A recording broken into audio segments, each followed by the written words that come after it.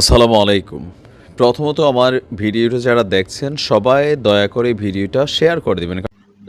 খুব অল্প সময়ের মধ্যে ভারতের সাথে বাংলাদেশের দুটো সীমান্তে খুবই উল্লেখযোগ্য দুটো ঘটনা ঘটেছে এবং এগুলো বাংলাদেশের ভবিষ্যতের জন্য, বিশেষ করে ভারতের সাথে সম্পর্কের ক্ষেত্রে গুরুত্বপূর্ণ মাইলস্টোন হয়ে থাকা উচিত। আমার মনে হয় প্রায় যে কথাটা বলি যে ভারতকে বাংলাদেশের সাথে তার সম্পর্ক রিয়ালাইন করতে হবে, সেই ক্ষেত্রে একটা গুরুত্বপূর্ণ বার্তা দেয়। একটা হচ্ছে ঝিনাইদহ সীমান্তে হেডলাইন এরকম, কোদলা নদীর 5 কিলোমিটার দখলমুক্ত করার দাবি বিজিবির, বিএসএফ এর অস্বীকার। মানে এখানকার নিউজটা হচ্ছে এইরকম যে মহেশপুর 58 বিজিবি এক সংবাদ বিজ্ঞপ্তিতে জানায়, বলা হচ্ছে যে এখানে নদীর অংশ ভারতীয় ভূখণ্ডের ভেতরে, এতদিন ভারতীয় সীমান্ত বাংলাদেশি ভূখণ্ডের ভেতরে হলেও এটা ভারতীয় সীমান্তরক্ষী বাহিনী দখল করে রাখে, বাংলাদেশিরা প্রবেশ করতে পারতো না, বাংলাদেশের জেলেরা মাছ ধরতে নামলেও বাধা দিত বিএসএফ। নদীর ওই 5 কিলোমিটার অংশে এখন যে কোনো বাংলাদেশি নামতে পারবেন বলে আশ্বস্ত করেছে বিজেপি। যদিও বিএসএফ ভারতীয় গণমাধ্যমের সংবাদে বিজিবির এই দাবি নাকচ করেছে বলা হচ্ছে বিএসএফ এর পক্ষ থেকে।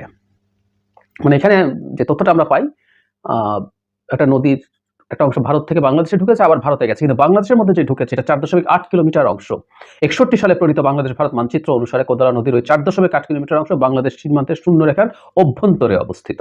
কিন্তু এখানে যেহেতু মানুষ কম থাকে, এই জন্য বিএসএফ এটাকে নিয়ন্ত্রণ করতে এভাবে বলা হয়েছে, কিন্তু আমাদের এখন বিজিবি সেটা নিয়ন্ত্রণে নিয়েছেন এবং সেখানে নিয়ন্ত্রণে রাখার জন্য তারা জনবল বৃদ্ধির পাশাপাশি যন্ত্রচালিত বোট ও দ্রুত টহলের জন্য অল টেরেন ভেহিকল বরাদ্দ করছে এবং এখানে যারা বাসিন্দা আছেন তারা বলছেন যে এটা তাদের নিয়ন্ত্রণে এসছে। কিন্তু পিটিআই আনন্দবাজারের বরাত দিয়ে ভারতীয় গণমাধ্যম বলছে কোদলা নদীর 5 কিলোমিটার উদ্ধারের বিজিবির দাবিটি সত্য নয়।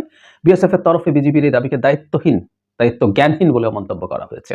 এখানে ওরা আবার 75 সালের চুক্তির কথা বলছে, যেটা ভারতীয় ভূখণ্ড হিসেবে নাকি তাদের কাছে গেছে। এটা হলো একটা খবর। এবং আমি আনন্দবাজারের নিউজটাও দেখলাম, সেখানে রীতিমতো ওরা একটা ভিডিও রেফারেন্স দিচ্ছে যেখানে মানুষজন ওখানে নামছে এবং আনন্দ করছে এরকম বলা হচ্ছে, কিন্তু তারা এটা ঠিকঠাক মতো ভেরিফাই করতে পারেনি, এরকম তথ্য দিয়েছে। এই হচ্ছে ব্যাপার। ওরা বলছে বাংলাদেশে একাধিক সংবাদ মাধ্যমে প্রচারিত ভিডিও দেখা যায় মাটিলা গ্রামের ওই নদীতে অনেকে মাছ ধরছেন, কেউ কেউ স্নান করছেন। দাবি করা হয় নদীতে বাংলাদেশের দখল প্রতিষ্ঠিত হওয়ার পর এটা আনন্দ উচ্ছ্বাসের দৃশ্য। তো তারা একটা ভিডিও দেখিয়েছেন, আমার চোখে অবশ্য ভিডিওটি পড়েনি, আনন্দবাজার যেহেতু বলেছে এটা দেখানো হয়েছে, তারা এটা ভেরিফাই করতে পারেনি। তার মানে আমাদের বিজিবির যে দাবি সেটা সঠিক, ভারতীয় বা ভারতের অধিকারে থাকা কোনো একটা ভূখণ্ড বা নদী, সেটার মধ্যে গিয়ে বাংলাদেশিরা এরকম করছে, এটা হবার কোনো কারণ নেই। সুতরাং আমাদের বিজিবির দাবিটাকে আমরা সঠিক বলে ধরে নিতে পারি, অবশ্যই সেটা।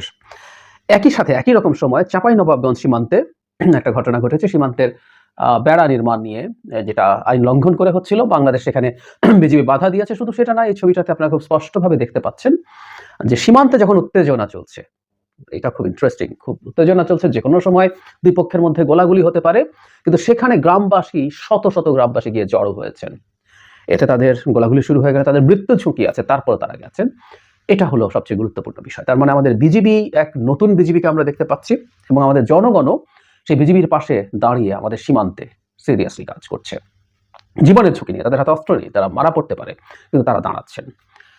এই দুটো ঘটনাকে আমরা একটু সিরিয়াসলি দেখতে চাই এবং আমরা বর্তমানের নতুন বাংলাদেশ, স্বাধীন বাংলাদেশ, মানে এই যে আমরা স্বাধীনতা বলি, দ্বিতীয় স্বাধীনতা বলি, আবেগের উচ্ছ্বাস আছে অবশ্যই, আমাদের স্বাধীনতার সাথে এটা তুলনীয় নয়। ওটা যে ইন্টেন্সিটি ছিল, এটা যে সিভিয়ারিটি ছিল, ওই ফাইটটা যত টাফ ছিল তার সাথে না। কিন্তু এটাও সত্য কথা যে আমরা তো আসলে শেখ হাসিনার অধীনে কার্যত ভারতের উপনিবেশে পরিণত হয়েছিলাম। আমরা ভারতের উপনিবেশে পরিণত হয়েছি শুধু না, ভারতের কলোনির বাইরে এটা ভাবনা আওয়ামী লীগেরও কলোনিতে পরিণত হয়েছিল। এটা আওয়ামী লীগের লোকজন এই দেশকে কলোনির মতো করে ব্যবহার করেছে বলেই এই রাষ্ট্রের সম্পদ লুট করে বিদেশে নিয়ে যেত। মানে কলোনি মানুষ করে এই কারণে যে ওখানকার সম্পদ সে লুট করে তার নিজের দেশে নিয়ে যায়।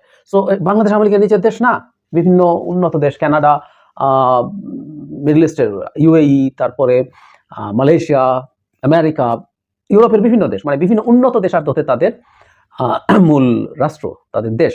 যেমন ব্রিটিশ সেখানে এসেছিল, এসে এখানকার সম্পদ লুট করে নিয়ে চলে গিয়েছিল, তারা ঠিক তাই করতো। সো বাংলাদেশ কার্যত উপনিবেশ ছিল আওয়ামী লীগের লোকজনের এবং ভারতের। সো আমাদের এক ধরনের স্বাধীনতার বোধ তৈরি হয়েছে এবং এই স্বাধীন দেশের স্বাধীন সময়ে আমাদের সীমান্তরক্ষীরা তাদের আত্মমর্যাদা নিয়ে দাঁড়াচ্ছে ভারতীয় বাহিনীর বিরুদ্ধে। সেটা অবৈধ কাঁটাতারের বেড়া দেয়া হোক, অথবা আমাদের বৈধ যে নদী আমাদের সীমান্তের অভ্যন্তরে, সেটার অধিকার ফিরে পাওয়ার ক্ষেত্রে হোক। একই সাথে জনগণ, এটা খুব জরুরি, নাগরিক হয়ে উঠছেন। জনগণ আমি আগেও একদিন ওই সময় খুব কথাটা বলতাম যে একটা বন্যা হলো তত্ত্বাবধায়ক সরকার ক্ষমতায়, অন্তর্বর্তীকালীন সরকার ক্ষমতায় আসার পর, তখন মানুষের যে অবিশ্বাস্য উচ্ছ্বাস এবং সাড়া, সেটা প্রমাণ করে যে আমরা বাংলাদেশকে নিজের রাষ্ট্র বলে মনে করছি। শেখ হাসিনার সময় ব্যাপারটা এরকম ছিল, আমরা তার জাস্ট কৃতদাস, এটা তার দেশ, তিনি আমাদেরকে দয়া করে থাকতে দিয়েছেন, কিন্তু আমরা তার পতন এবং পালিয়ে যাবার পর থেকে নিজ থেকে নাগরিক মনে করছি। সো আমরা এই রাষ্ট্রটার সুরক্ষা আমাদের নাগরিকদেরও হাতে, এমনকি সেটা অপরপক্ষের বন্দুকের সামনে বুক পেতে দিয়ে হলেও। সেই একটা চমৎকার প্রদর্শনী আমরা আসলে এবার দেখলাম। একটা কথা খুব জরুরি, যে একটা দেশের আত্মমর্যাদাশীল হয়ে উঠতে হয়। সীমান্তে যখন তখন মানুষ হত্যা করা হয়, আমরা কিছু একটু শব্দ করি না। এই শেখ হাসিনার সময় রাদার শেখ হাসিনার মন্ত্রীরা বাংলাদেশিদেরকে দোষ দিয়েছে, আমরা সীমান্তে যাই কেন, চোরাচালান করে কেন, ইত্যাদি ইত্যাদি। অথচ চায়না পাকিস্তানের কথা বাদই দেই, তাদের সামরিক শক্তি ভারতকে সেসব ক্ষেত্রে ভয় পাওয়ায় কোনো সন্দেহ নেই। আমি নিউক্লিয়ার ওয়েপনের কথা বলছি না, চায়নার সাথে তো কোনো তুলনাই হয় না। চায়না এখন আমেরিকার সাথে তার মিলিটারি হার্ডওয়্যারের শক্তি নিয়ে টেক্কা দিতে চায়। আমি পাকিস্তানের কথা বলছি, গ্লোবাল ফায়ার পাওয়ার ইন্ডেক্স যেটা আছে, যেখানে কনভেনশনাল ওয়েপন নন নিউক্লিয়ার ওয়েপনের যে র্যাঙ্কিং আছে, তাতে ভারত হলো আমেরিকা, রাশিয়া, চায়না, তারপরই ভারত, 4 নম্বর। পাকিস্তান কিন্তু 9 নাম্বার ওই তালিকায়, সুতরাং পাকিস্তানও খুব পিছিয়ে না। কিন্তু এটা শুধু সামরিক শক্তির কথা না, নেপাল তো বাংলাদেশেরও অনেক পিছনে। তো নেপালের সাথে সীমান্তে তো ভারত এটা করে বেড়ায় না। একবার হয়েছিল, তখন তীব্র প্রতিবাদের মুখে অজিত দোভালকে ক্ষমা চাইতে হয়েছিল নেপালের কাছে, দুঃখ প্রকাশ করতে হয়েছিল। শুধু সেটা না, বর্ডার নিয়ে ডিসপিউট আছে নেপালের কালাপানি লিপুলেখ এলাকাটা নিয়ে।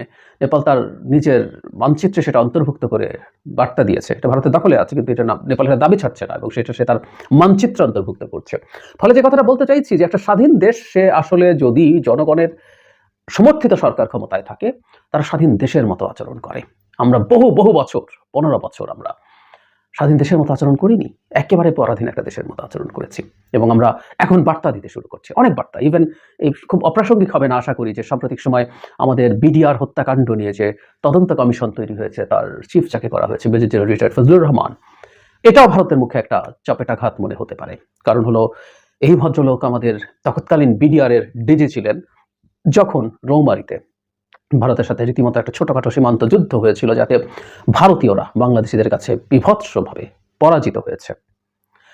সেই মানুষটা এখন আমাদের এখানে এসছে, তার মানে আমাদের সরকার ভারত কি ভাববে না ভাববে, এটাকে কিভাবে নেবে না নেবে, সেটা তোয়াক্কা করেনি, পাত্তা দেয়নি। তাকে নেওয়াটাও একটা গুরুত্বপূর্ণ বার্তা বলে আমি মনে করি। ইভেন এখনো যখনই আমাদের সীমান্তে হত্যাকাণ্ড হচ্ছে, সেটা তীব্র প্রতিবাদ অফিসিয়ালি সরকার করছেন। বাংলাদেশ সম্পর্কে নেগেটিভ মন্তব্য যখনই ভারতের অফিসিয়াল মন্তব্যে এসছে, তাদের পররাষ্ট্র মন্ত্রণালয় বা আর কারো, এমনকি তাদের পলিটিক্যাল ব্যক্তিদের মন্তব্যের ক্ষেত্রেও বাংলাদেশ তার শক্ত অবস্থান দেখিয়েছে। অফিসিয়ালের ক্ষেত্রে যদি আমরা রিসেন্টলি বলি, চিন্ময়ের আর ইস্কান নিয়ে যে স্টেট মন্তব্য তারা করেছে, সেটার প্রতিবাদ করেছে বাংলাদেশ। অমিত শাহ বাংলাদেশকে নিয়ে যখন আবার খারাপ বাজে মন্তব্য করেছেন, তিনি উল্টো পা ধরে ঝুলিয়ে সোজা করে ফেলবেন ইত্যাদি ইত্যাদি, সেগুলো প্রতিবাদ করেছে। সুতরাং বাংলাদেশ এভাবে দাঁড়াচ্ছে, এবং এই বাংলাদেশটাই আসলে আমরা দেখতে চেয়েছি। আমি প্রায় বলি কথাটা, যে যা ঘটনা ঘটছে, এগুলো আসলে খুব অবিশ্বাস্য কোনো ঘটনা না। নেপালই ঘটছে। নেপাল আমাদের চাইতে এনি কনসিডারেশন, সাইজে ছোট, অর্থনীতিতে ছোট, জনসংখ্যায় ছোট, এবং গ্লোবালি হিসাব নিকাশে আমাদের যে জিও স্ট্র্যাটেজিক অবস্থান, সব কিছু মিলে আমাদের চাইতে যে কোনো বিবেচনায় অনেক কম গুরুত্বপূর্ণ। কিন্তু সেই নেপালও তার ওই গাটস দেখাতে পারে, কারণ ওটা একটা স্বাধীন দেশ, সার্বভৌম দেশ। আমাদেরও সেই কাজটা করতে হবে, এবং আমরা সেই জিনিসটা দেখিয়ে যেতে হবে।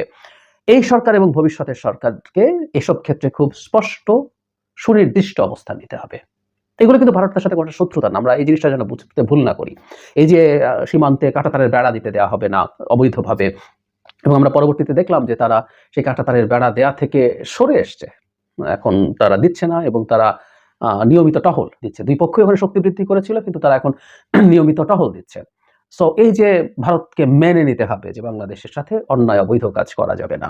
একই সাথে আমার দখলে থাকা আমাদের যেসব ভূমি নদী ভারতের দখলে আছে, সেই দখল আমরা মুক্ত করব, সেটা তোমাকে ছেড়ে দিতে হবে। এটা শত্রুতা বা জোরের বিষয় না, এটা হচ্ছে আমাদের ভবিষ্যতে একটা পারস্পরিক আন্ডারস্ট্যান্ডিং এর সম্পর্ক, পারস্পরিক গিভ অ্যান্ড টেক এর সম্পর্ক যদি তৈরি করতে হয়, তাহলে আমার অধিকারগুলো আমাকে ছেড়ে দিতে হবে। এই বার্তাটা ক্রমাগত দিতে হবে, এবং ভারতকে এই বার্তা নিতে হবে। এটা শত্রুতার কারণে না, এটা আমি তোমার সাথে একটা সৎ সুপ্রতিবেশী হিসাবে বসবাস করার জন্য বেয়ার নেসেসিটি, ন্যূনতম প্রয়োজনের ব্যাপার। এই বার্তাটা ভারতকে দিতে হবে। তারা পাবে কিনা ডিফারেন্ট ডিবেট, আমরা নিশ্চয়ই তাদের ব্যাপারে খুব বেশি আশাবাদীও নই, কিন্তু এভাবেই করতে হবে, এবং এটা এই সরকার এবং ভবিষ্যৎ যে কোনো সরকারকে এটা ধরে নিতে হবে, ধরে রাখতে হবে। আওয়ামী লীগ যেভাবে যা করে ভারতের সরকারের সাথে ডিল করার চেষ্টা করেছে, সেইভাবে বাংলাদেশের হবে, কারণ সেই ডিলগুলো ছিল সম্পূর্ণরূপে একটা রেজিম ক্ষমতায় থাকার ট্রেড অফ। আমাকে ক্ষমতায় রাখো, তুমি যা চাও তাই দেবো। ওটা কখনো এই রাষ্ট্রের জনগণ এবং রাষ্ট্রের জন্য কোনো রকম কোনো কিছু করা হয়নি। ভবিষ্যতে ভারতের সম্পর্কের ভিত্তি হবে, যে কোনো সরকার থাকুক না কেন ক্ষমতায়, সেটা হচ্ছে আমাদের জনগণ এবং রাষ্ট্রের স্বার্থকে নিশ্চিত করেই পারস্পরিক সম্পর্ক হবে। এই বার্তা ক্রমাগত দিয়ে যেতে হবে, যত রকম ভাবে হোক। এই দুটো সীমান্ত মধ্যে এই দুটো ঘটনা সেটার একটা গুরুত্বপূর্ণ বহিঃপ্রকাশ। বটম লাইন, ভারতকে স্বাধীন সার্বভৌম বাংলাদেশের সাথে সম্পর্ক রক্ষা করতে হবে, তার জনগণের সাথে সম্পর্ক রক্ষা করতে হবে। এতদিন যে সম্পর্ক সে শেখ হাসিনার সাথে এবং তার রেজিমের সাথে, তার ক্রিমিনাল রেজিমের সাথে, মাফিয়া রেজিমের সাথে করেছে, সেটা তাকে রিয়ালাইন করতে হবে। নতুন করে তাকে এই সম্পর্ক পুনর্নির্ধারণ করতেই হবে, কোনো উপায় নেই।